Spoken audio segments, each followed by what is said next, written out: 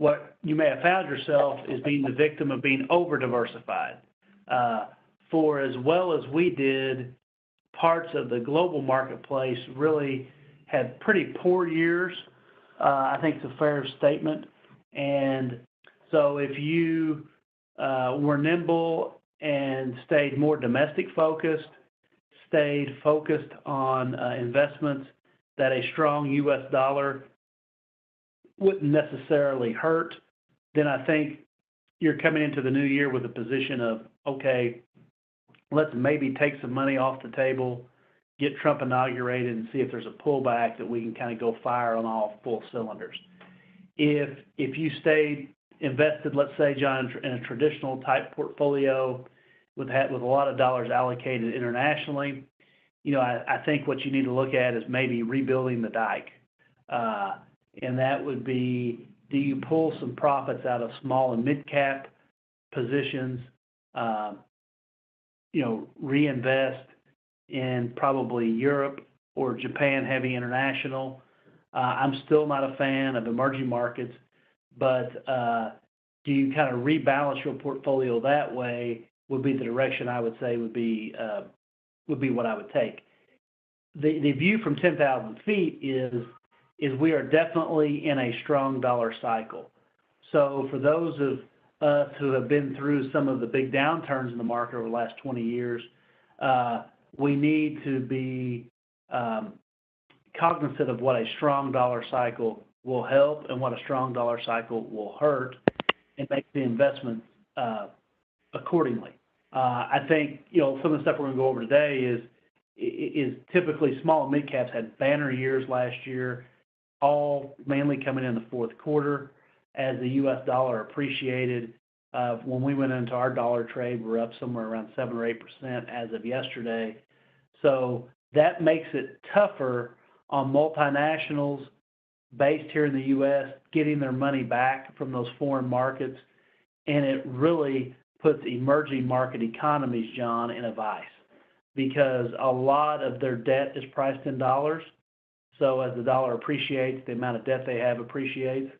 But a lot of their economies are based on commodities, and as the dollar strengthens and there's not, and demand stays the same, economy prices weaken, and I think people on the call that work with farmers can probably attest to that. They've seen some of the soft commodity prices, beans and corn, not have banner years. So that's kind of the 10,000 foot view that everything that we're working off of is under. Also, macro level taxes. So, Trump is promising a tax change. This is the kind of best information I can get, and I have it colored. We'll probably go, hopefully, from 7 brackets to 3.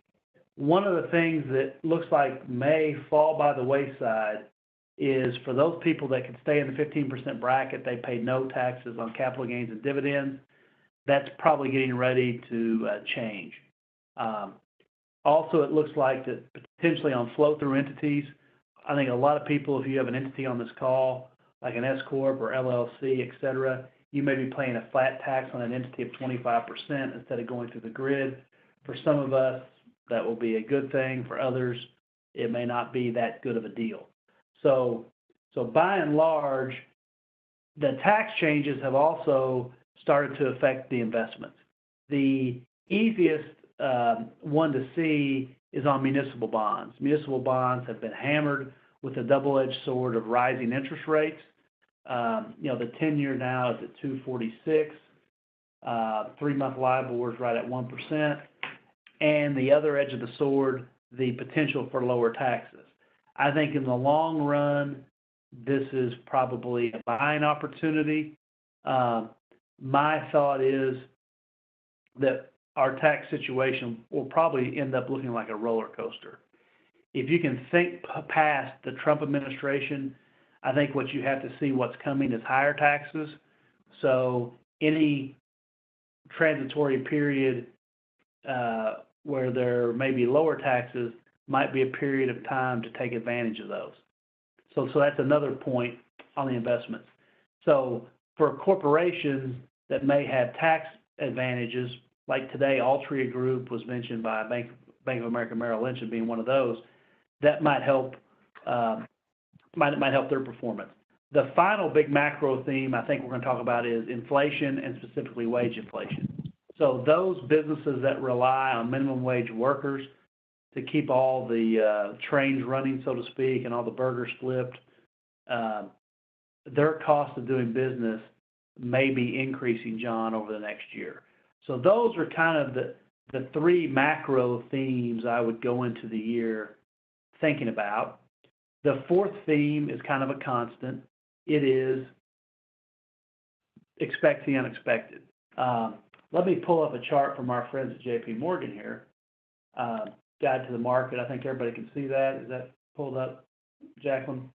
You know, since this run up from the bottoms in 09, we've had 1, 2, 3, 4, 5, 6, 7 significant pullbacks.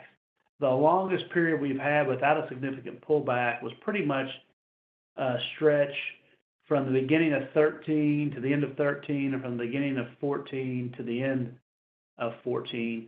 We had a couple pullbacks in 15, and of course this year started with the worst market in history. So I would be mindful of that. I'm not saying, hey, the end of the world is coming, but I think you need to be opportunistic, because this chart is probably hard to read.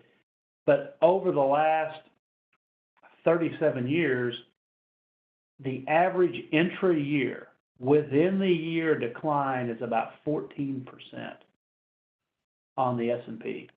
So be mindful and be ready to take advantage of those opportunities, John, because I think that's from the view at 10,000 feet, that's what I see kind of the four key factors going into the year. And I guess at the macro level, you could say, hey, I'm still not sold on international positions. And I noticed IRG added Unilever last week, so we can discuss that. And obviously, feel free to send questions via the chat box, and we will get on those.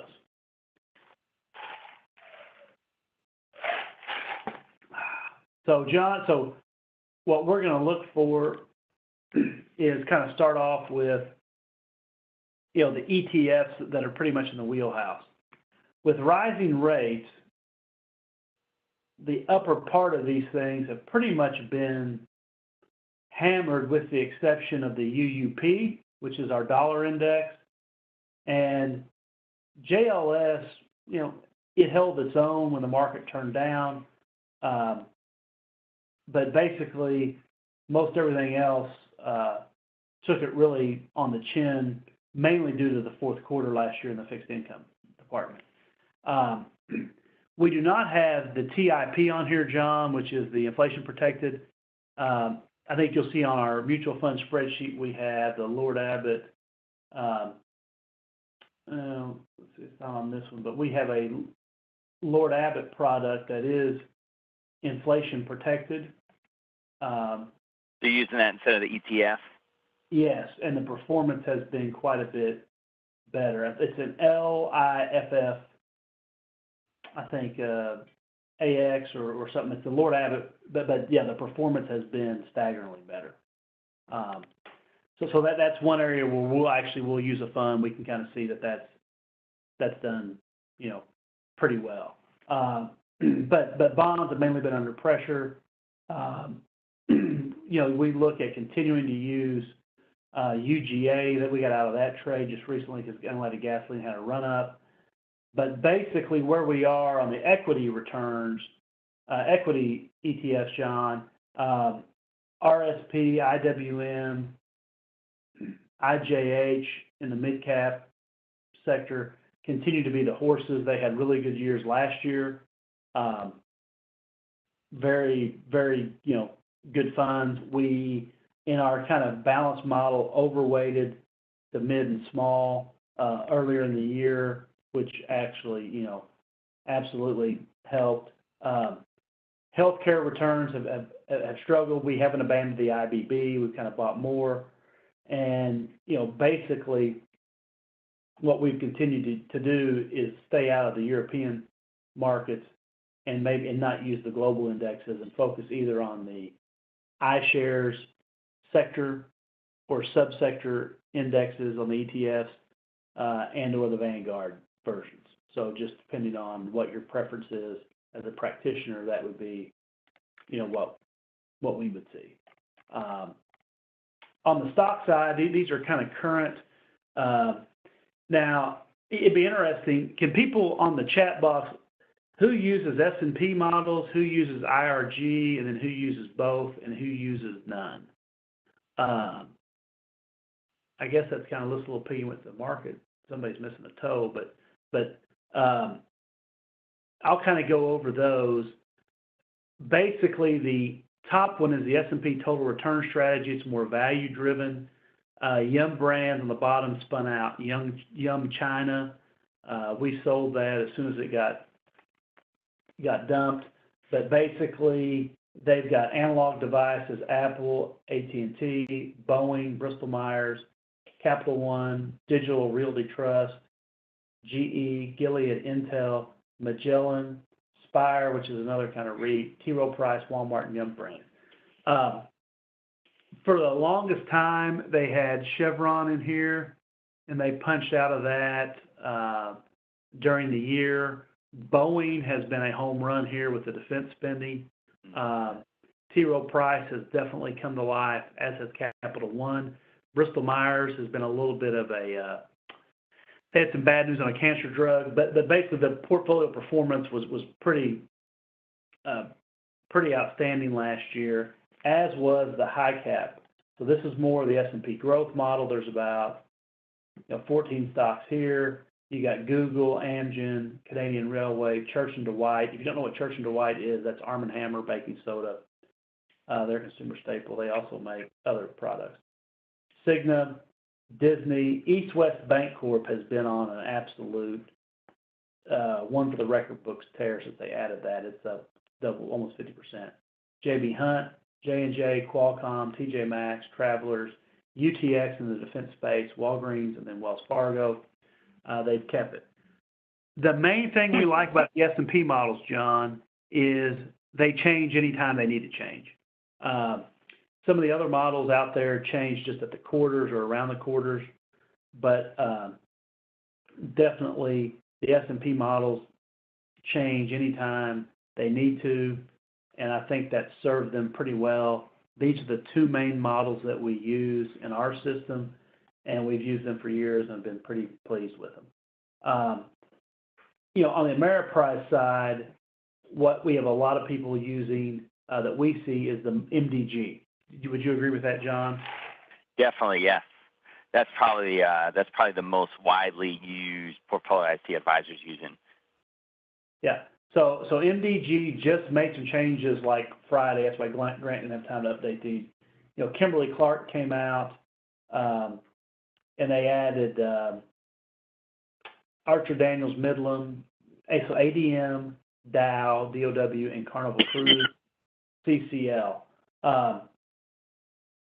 They got rid of Wells Fargo in the mid-quarter, I think, third quarter, and that hurt their performance. And what is noticeably lacking here, they sold Nucor at a huge profit too. What's noticeably lacking here is any energy exposure. Okay? So one of the things, if you're going to use individual stock portfolios, I really recommend on your Thompson, you set up to add a column, John, that shows like the industry or sector. That way you can kind of tell where you're short or where you're long. Because one of the things that we realized when we back tested things that have gone really wrong, it's being overweighted really heavily in any one industry. So I think in response to lower oil prices, MDG kicked out pretty much all the energy. Now, their income portfolio, SIO, Strategic Income Opportunities, I don't know how many people use that, added EPD. So that's about liquids and gas pipeline. So it looks like they're stepping back into it. Now, the one thing that we don't have up yet, because we got to get the numbers from the back office, and we'll try to have this for your coaches. So John would have this, Travis, Steve Lennick, Brink, and Carrie. John, let me know if I'm missing anybody. Is what do the IRG models, how do they do by the end of the year? And the bigger, like, IRG models, conservative, moderate, aggressive, et cetera, we'll put that out, because a question, John, frankly, we get a lot is, well, how are you guys doing it in Owensboro, Kentucky, and these people aren't getting it? Well, I mean, truthfully, the IRG team is not that big, and if you're only going to make changes on your portfolios on a quarterly basis, sometimes, you're going to miss the boat, so to speak. And in the bigger portfolios, I do think a thing you need to be cognizant of is credit quality on the bond side. So, even when rates have gone down, typically credit quality is a better protection mechanism there. We saw that at the beginning of last year. Now, that led to a little bit of underperformance the last 2 months of the year. But if you're really diversifying a client, you want the best credit quality you can get where you can get it. So we definitely have seen, I think that's something to take advantage of. Do we have any questions on this yet? People have just answered your question about what they were using, and Bruce said both and yours. Mm-hmm.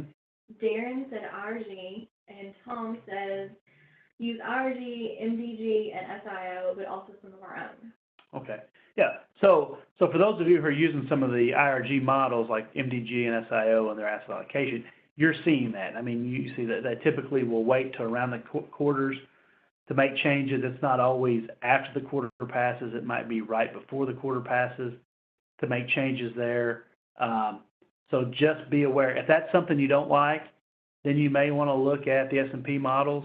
They don't just have the total return and high cap. They have, I'll pull that up here in a second, John. They've got, I think, about 10 or 11 different things people can choose from, and they've kind of worked very, very well. So in kind of looking at what we've done, typically for smaller portfolios, let's say under 100,000, you can kind of see, we're trying to have, we've got about 1, 2, 3, maybe 10, mainly ETFs, 1 or 2 individuals, 1 fund, as opposed to the, all fund portfolio where you've got 5 or 6. We feel like this has worked pretty well.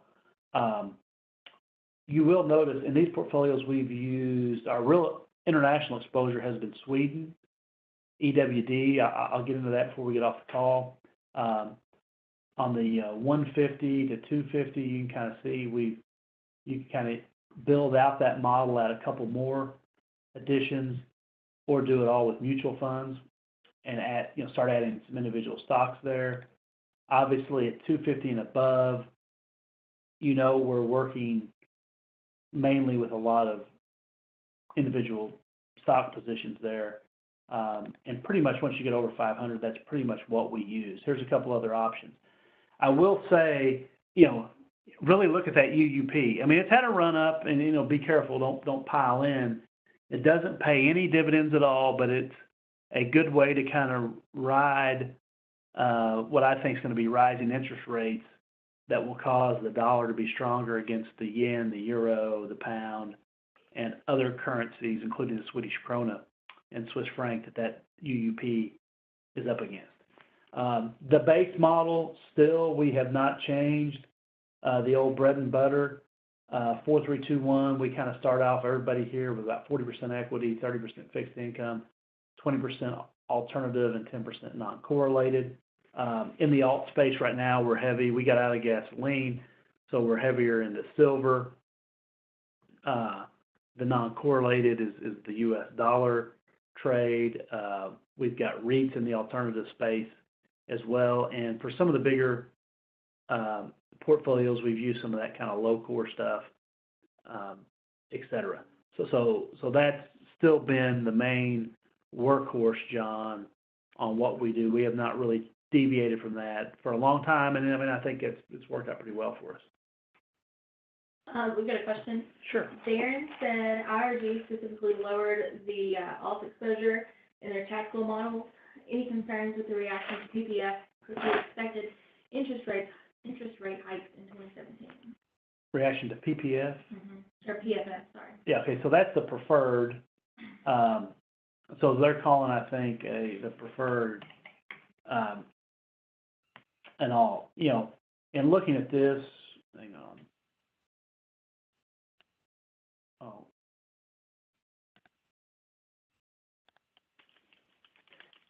You know, it's had a pretty big turnaround here.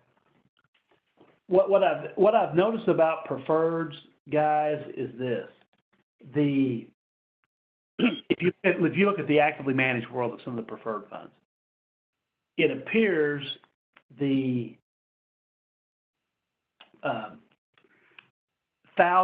preferreds handle fluctuations better than the $25 preferreds.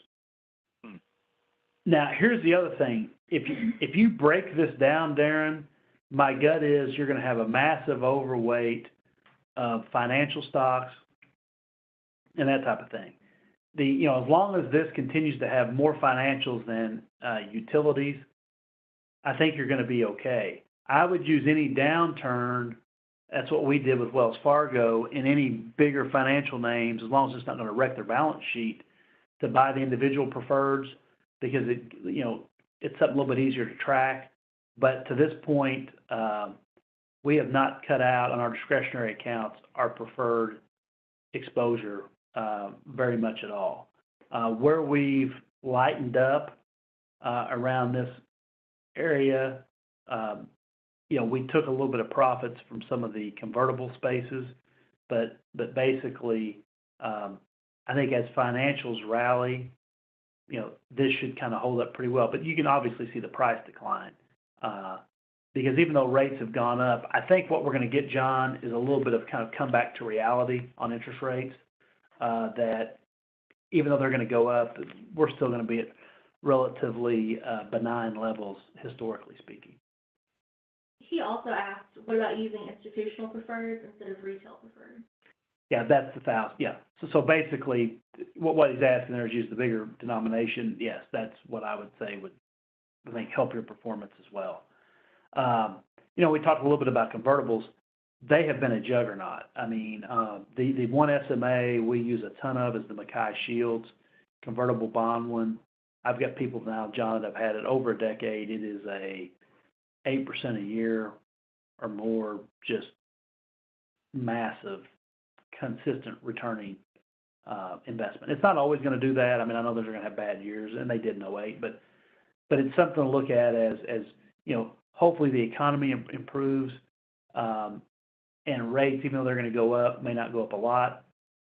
Convertibles would be another option there in that space that on any pullback, maybe you look at getting into that position if you have not been. But yeah, definitely that's a very, very good question. We've got one more question. Do you use different allocations of each model based on the client risk tolerance? Yes, and I think what you want to mix in with those models is just, kind of what I would say, salt and pepper to taste. You'll know what their risk tolerances are. You can use the same investments, but just use some of the safer stuff a little more heavily for those who are more conservative. And I think that's, pretty good advice. And when we get the IRG, once all that data is out, we can kind of mine through it. As I said, we'll get that information to your coaches to have as well. So in looking at this, I mean, I feel like it's going to be a year, should be a pretty decent year, hopefully, but I would expect at some point some volatility. That wouldn't be out of the ordinary based on that chart that we just saw. And I think on a sector basis, I guess on a market cap bias, we like small and mid better than large. And and we're trying to avoid multinationals whenever we have a choice not to get into multinationals. Let's see. Oh, a question from Darren. Within the SPS Advisor, any concerns of using thinly traded ETFs and block trading? Yes, absolutely. If you get into using SPS Advisor and you have a pretty good amount of money, you need to be wary of the volume. The most thinly traded ETF we use is now a little bit less than 2-year maturity BlackRock California Muni. Today a whopping 1,600 shares traded hands. We've had days where our office is basically all but 100 shares of the volume. So you just need to break that up into smaller limit orders, and you'll get through. You won't exactly get all the pricing that you want, but you'll get pretty good pricing. And you have to be cognizant of anything that's thinly traded, a stock or an ETF. I mean, or an option. I always recommend on the purchase side doing a limit order, or you may get something you're not expecting.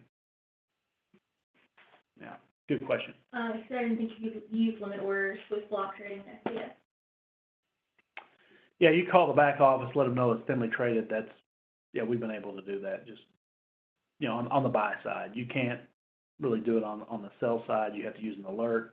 But on the buy side, when the alert triggers, what we're going to do is say, okay, we need to buy 2 million of this thing. It may take us 2 days. We're going to put in a little bit of time, and that's how it works. It's good tip. Thank you. No, you're welcome.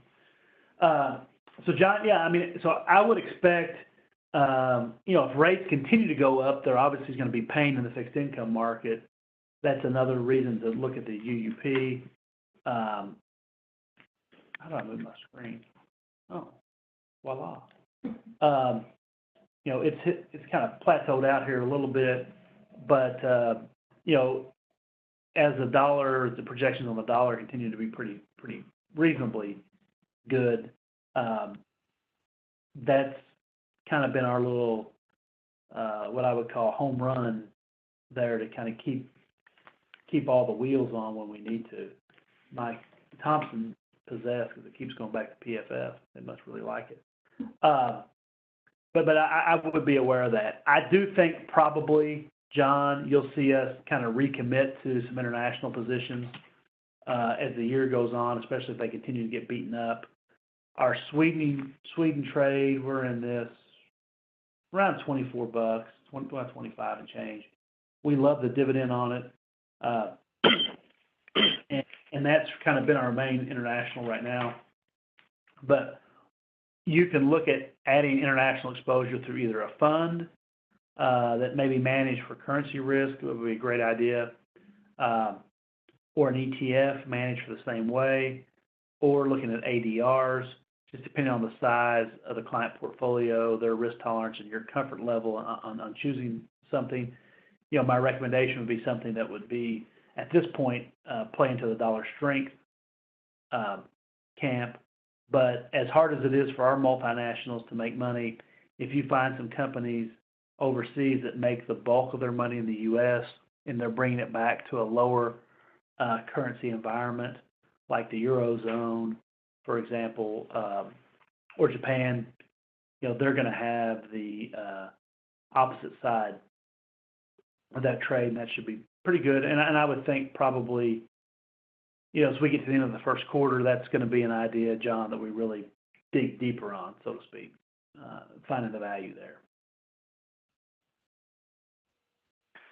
So there's a lot in here, I think, for advisors to make their adjustments, make their shifts. I think there's a lot of consistency, what we heard last month. Actually, the last couple of webinars going into the year. So I think a lot of adjustments here. Drew, let's talk about your adjustments throughout the year. And I think you're right that for some advisors from a capacity standpoint, it's just making adjustments once a quarter. Could you talk about what triggers you to make adjustments when something's going wild in the market? How are you handling that, and how can advisors sort of copy that at their level and make some adjustments more often than maybe Ameriprise IRG is making them? Well, one, I think you need to kind of keep a eye on the macro, and that is the U.S. dollar. I mean, that can make or break a good investment approach. So that is number one and first and foremost in what we look at. And so, like for example, on some of the IRG models, we went ahead and cleared out of the ADRs once the U.S. dollar started raging, because you could just tell it was having a negative effect on those positions. Also, with Wells Fargo, once the trouble started, we went ahead and sold first and asked questions last, and we've been able to, for lack of a better term, kind of be pretty good on knowing what IRG is kind of thinking. And I say that, like, for example, Grant knew Kimberly-Clark. I had a list of things before I went on vacation, what I thought they would dump, but I think I got all of them right again. But I felt like they would dump Kimberly-Clark because consumer staples had made all their money in the emerging market. The main growth story on Kimberly-Clark was the Depends business, as crazy as that sounds. People here, you may not like to wear them as an adult, but people use them. Well, in a lot of these emerging markets, there was a total cultural phobia about adults wearing diapers. But guess what? People like to stay dry, whether they're 2 months old or 200 years old, and that's the main growth model. So with pressure on the emerging markets, that was their real honey hole. It made sense to us that would probably drop out of the model, and I felt like they would take profits either out of the Nucor or UBSI. So basically, if you're using those models, what we've done that's been successful is, if you're going to make a change, go stick with your thesis and typically stay within the sector. See, we never got out of energy. So that's really another reason why we kind of hit it out of the park this last year is we rode, Chevron and Exxon in there all year, and that whole upswing, Exxon getting close back to 90 and Chevron like 118 has been the recent high. So I think, things make sense to me is you don't want to totally abandon a sector unless there is very, very good empirical evidence that it's going to be a long time before you can get back into it. And I think, and they would say, I think in their own literature, that they kind of missed the call there.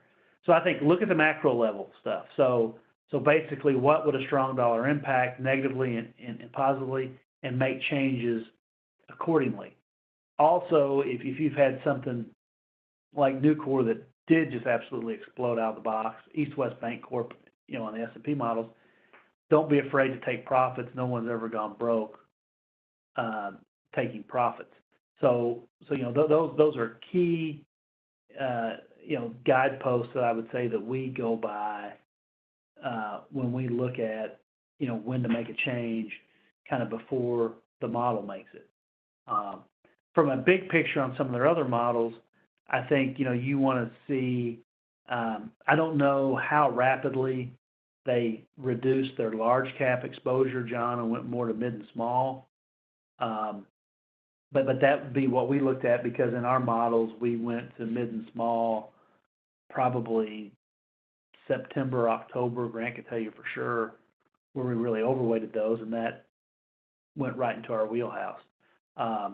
So that's don't go to sleep on it, and because the macro themes eventually will move the needle for you. If you stay true to them, that's absolutely the way they would work. I was pulling up the portfolios here, John, on S&P 1, 2, 3, 4, 5. They've got probably 15 portfolios to choose from. Everything from ETFs to individual stocks. ETFs are at the bottom. Those aren't bad. I mean, the contrarian one, for example, 1, 2, 3, about 8 positions. I apologize, my computer's possessed. We're getting ready to make a move. I think it knows it's going to the boneyard. Yeah, so this has got 8 positions, but I mean, you can tell it's got Europe in here since 2013. So in 3.5 years, it's made a whopping 0.10% price change. So they're adding and putting stuff in all the time. But so basically, if you find something you like, you just need to be mindful that somebody needs to be minding the store that when changes need to be made, you can go ahead and make them. So I've got a bug in the Thompson program. That's okay. We'll go back to Plan B. So and I don't know how many people were signed up for the J.P. Morgan stuff. This came out today, and I was looking at it before our call. I was like, hey, this will be pretty cool to go over. And so I showed you a couple of the slides I liked. Basically, this is kind of some of the bear markets. If you've got clients, I think all of us do, oh my God, the world's going to come to an end, the market went up, the Russians are going to take over. You can insert your fears here. What we've had is definitely, a pretty good run, but then still, you look at the S&P 500 going back to 26, so 90 years, that's to be expected coming out of these kind of bear market drawdowns. The 2000s, for as much wealth that was created, this John right here looks a little bit like this. So what got us out of the Depression obviously was the war, but basically, you had huge dollar appreciation in this time, right here. So from about, beginning of the war through, say, 55. And let me go through that on the dollar. Let's see.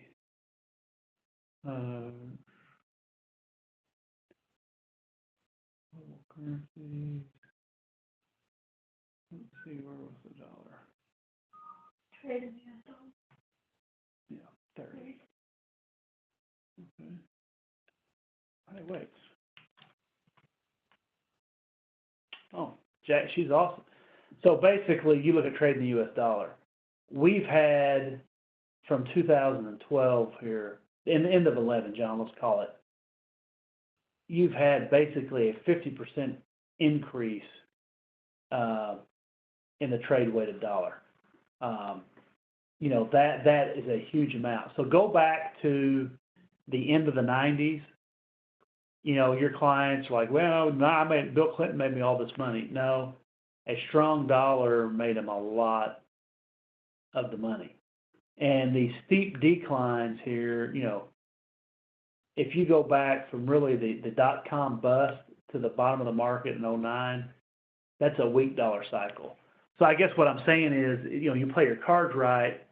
I think I like a stronger dollar. You don't want it too strong, but obviously I think for most of the last decade, it had been pretty weak. And I think now, we're going to have some better opportunities there.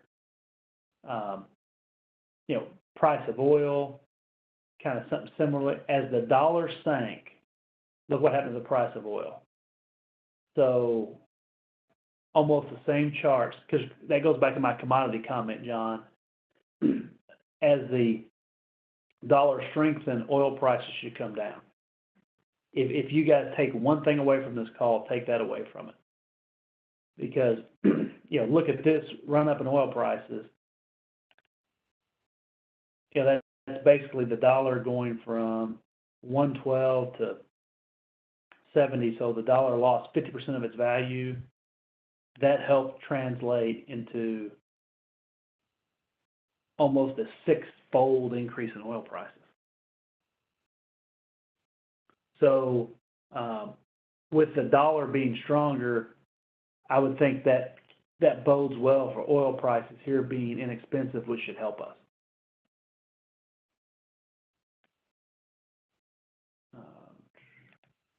So yeah, so I mean, those would be the key takeaways.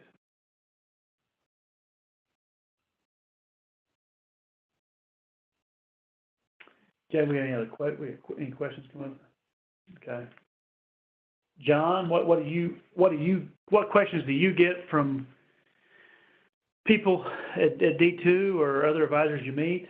You know, Drew, the biggest one's what we were emailing about today. You know, I get so common that you know, some advisors get frustrated with the IRG portfolio's performance, the allocation performance that they have. I have so many people say, well, it's easy to follow that, but it isn't great. I'm looking for something different. So we've got a lot of, I think, specific strategy stocks. What about for allocation? And for those of you who've been to the, over the break, I went to the DOL webinars that we're all required to do. They're harder to skip through as they were in the past.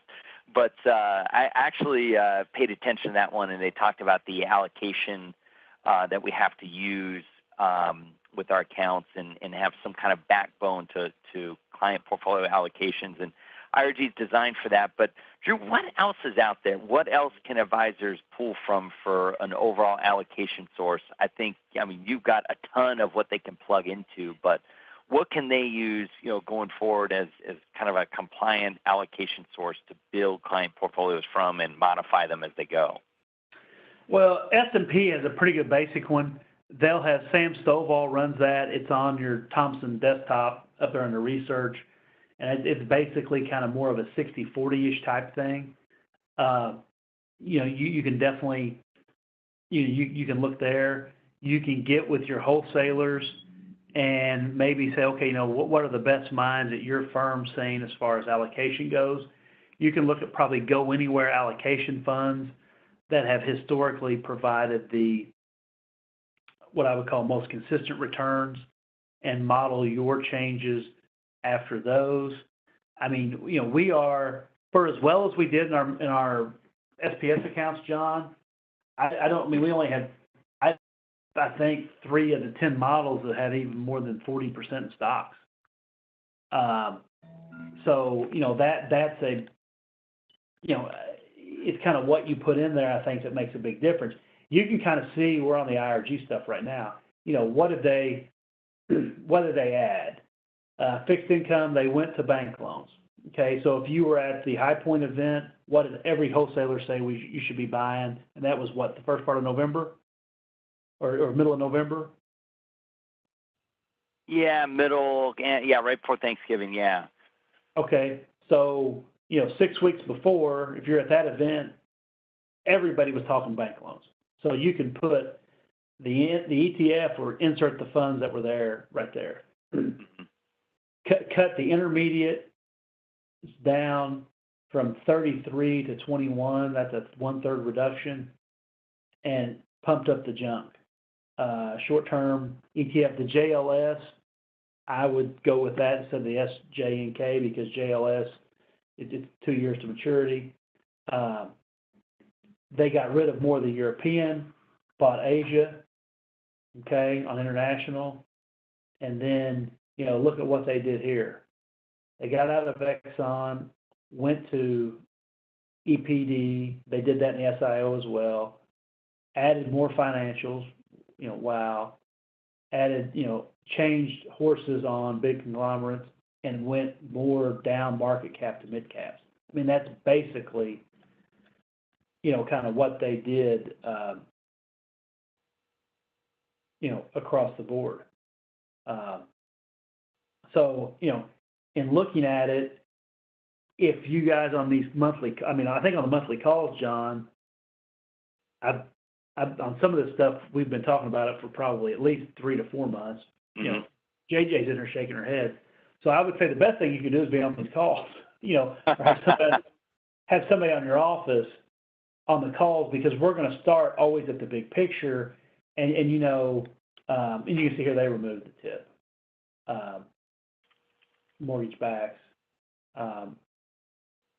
Now, on mortgage backs, here's something interesting. I'm a contrarian. So if you have a conventional 15-year mortgage, the worry was if you had one and at higher rates and people refinance, they prepaid you, and I think they got out of this because what they're worried about is people just slow paying out their mortgages. So that is an asset class on the fixed income side we're watching to see how do we play the back end of that. That's kind of just what we're thinking there. But here's what I'm saying to clients in a nutshell, big picture.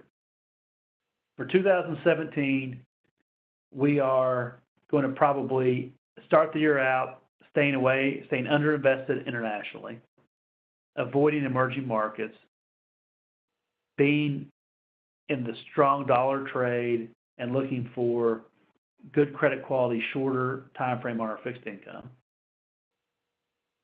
When we have a chance to take profits, we're going to do it. All things being equal, if we have the chance to buy a company that is smaller and domestic focused in the same line of business as a big multinational, we're going to opt for the smaller domestic focus.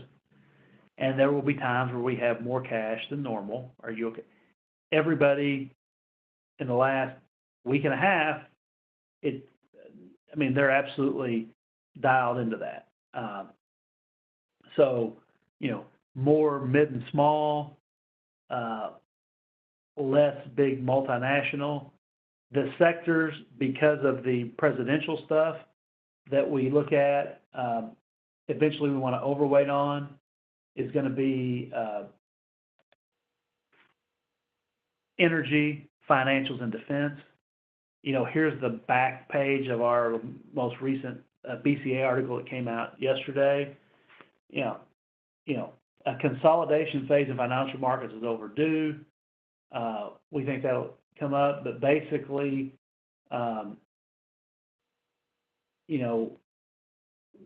they like asset prices on a cyclical basis, which means smaller and mid-sizes compared to multinationals.